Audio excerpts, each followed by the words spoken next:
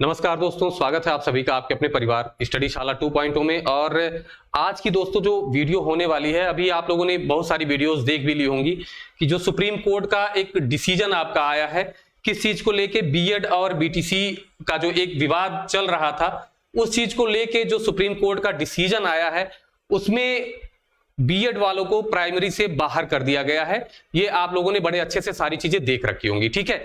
तो अब देखिए, इस वीडियो में मैं आप लोगों से कुछ चीजों पर बात करने वाला हूं कि ये तो बहुत ही एक तरीके से आप कह सकते हैं ना कि बहुत बड़ा झटका लग गया है जो हमारे बीएड वाले साथी थे, क्योंकि पिछले 4 सालों से जो एक वैकेंसी के लिए तैयारी कर रहे थे उनका वो मौका पूरा का पूरा छीन लिया गया है। मतलब कि एक बहुत बड़े दायरे से समेट करके एक बहुत से छोटे से दायरे में ला करके रख दिया गया है। वो भी दायरा ऐसा है कि जिसमें चांसेस बहुत कम है, ठीक है।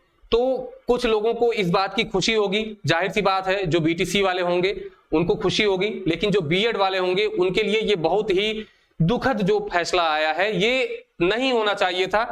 कम से कम बीएड वालों को एक मौका जरूर मिलना चाहिए था। जो आगामी वैकेंसी थी, जो उत्तर प्रदेश की आगामी वैकेंसी थी, सुपर टेट की वैकेंसी आने वाली थी, उसमें एक मौका जरूर देना चाहिए था। जैसे शिक्षा मित्र लोगों के साथ किया गया था कि आगामी 2 मौके दिए जाएंगे, वैसे ही एक मौका जरूर दिया जाना चाहिए था, ताकि जो हमारे बीएड वाले साथी हैं जिन्होंने बीएड कर रखा है, कम से कम उनके मन में ये मलाल ना रह जाता कि मैंने बीएड कर लिया है और मुझे मौका नहीं मिला। एक मौका जरूर मिलना चाहिए था।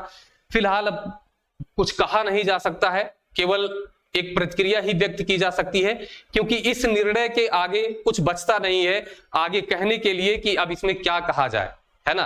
फिलहाल हम लोग बात करेंगे कि कौन कौन प्रभावित होगा। 69,000 शिक्षक भर्ती पर भी कोई प्रभाव पड़ेगा या नहीं पड़ेगा। जो बिहार की इस समय बिहार की परीक्षा होने वाली है 24 अगस्त को, उस पर क्या प्रभाव पड़ने वाला है, इन सभी चीजों पर हम लोग बात करेंगे। थोड़ा थोड़ा करके देखते हैं, ठीक है।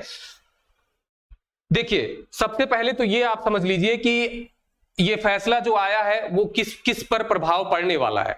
तो किस किस पर प्रभाव पड़ेगा, इसके लिए जो है अभी जब तक कोर्ट का पूरा फैसला नहीं आ जाता है, ऑर्डर नहीं अपडेट हो जाता है, जो कि हो सकता है शाम तक अपलोड हो जाए या फिर आपका ये अपलोड हो जाए, कल आपको मिल जाए, ठीक है। जब तक ऐसा नहीं होता है तब तक कोई भी चीज क्लियर नहीं है।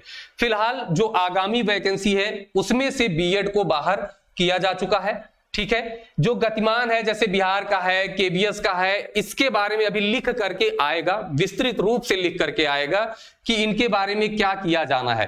क्या किया जाना है का मतलब यह है कि सुप्रीम कोर्ट का जो आदेश अपडेट होगा उसमें सीधा सीधा ये लिखा रहेगा कि कब से इसको प्रभावी माना जाएगा। कब से प्रभावी माना जाए का मतलब यह है कि जो एनसीटीई ने अपना जो रूल बनाया था, चेंज किया था कि अब जो है बीएड वालों को भी प्राइमरी में शामिल किया जाएगा, एक ब्रिज कोर्स के माध्यम से इनको यहां पर रखा जाएगा, ठीक है। तो यदि इसको जो 2018 में इनका ये गजट जारी हुआ था उसको ही पूरा का पूरा चेंज करेंगे, तो जितनी यहां पर जितने विज्ञापन जारी हो चुके हैं उन पे भी पूरा का पूरा प्रभाव पड़ेगा। लेकिन यदि आदेश में ये लिखा होता है कि जो इस समय गतिमान है, मतलब कि जिनका नोटिफिकेशन जारी हो चुका है, उन पर कोई प्रभाव नहीं पड़ेगा, तो बिहार केबीएस से बीएड वाले बाहर नहीं होंगे, ठीक है। और यदि ये कहा जाता है कि जितने विज्ञापन जारी हो चुके हैं उन पर भी ये प्रभाव पड़ेगा, तो फिर इसमें से भी बीएड वालों को बाहर होना पड़ेगा। बस ज्यादा समय नहीं, आज कल तक का इंतजार करना है, ठीक है। और जो वैकेंसी पूर्ण हो चुकी हैं उन पर मेरे हिसाब से कोई प्रभाव नहीं पड़ने वाला है, तो वो लोग बिल्कुल निश्चिंत रहें कि उनके ऊपर कोई प्रभाव पड़ेगा, ऐसा कुछ भी नहीं है। बस यहां पर समस्याएं बढ़ गई हैं, ठीक है। हमारे जितने भी बीएड के साथी हैं, मेरी संवेदना बिल्कुल आप लोगों के साथ है, क्योंकि मैं बिल्कुल समझ सकता हूं कि जब जिस चीज में आप अपना समय देते हैं, देखिए बात केवल पैसे की नहीं है कि आपने पैसा लगा करके बीएड किया है, बात उन 4 सालों की है जो आपने दिया उनको। तमाम हमारे ऐसे साथी होंगे जिनकी एज लगभग समाप्त होने पर होगी कि अब जो है इसके बाद कोई और चांस बचता ही नहीं है उनके पास। बात उनकी है, बात जो आपने 4 साल दिया उसकी है। पैसा तो आपको फिर से मिल जाएगा, लेकिन जो आपका समय चला गया वो नहीं मिलेगा। अगर आज आप डीएलएड करने जाएंगे, अगले साल एडमिशन लेंगे, 2 साल वो प्लस 1 साल जो निकल गया है, तो 3 साल आपका लग जाएगा। उसके बाद क्या गारंटी की वैकेंसी आएगी?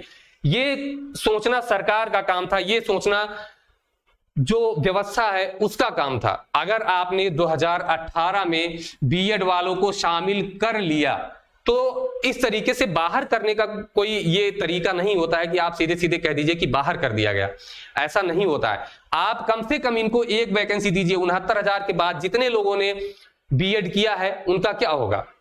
उनके लिए अब क्या रास्ता बचता है? केवल एलटी ग्रेड में चले जाएं या फिर टीजीटी दे लें, यही एक रास्ता बचता है ना।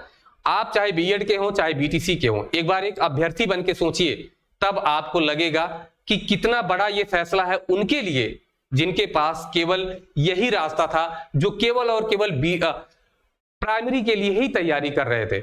जाहिर सी बात है कि जब सरकार मौका देगी तो हर कोई चाहेगा कि वो लाभ में ही रहे, है ना। अगर मैं भी होता या आप में से जितने भी लोग हैं, आप लोगों ने भी यही सोचा होगा कि अगर हम बीटीसी करते हैं तो ये केवल प्राइमरी के लिए ही एलिजिबल होंगे, लेकिन अगर हम लोग बीएड कर लेते हैं तो ये किसके लिए होंगे?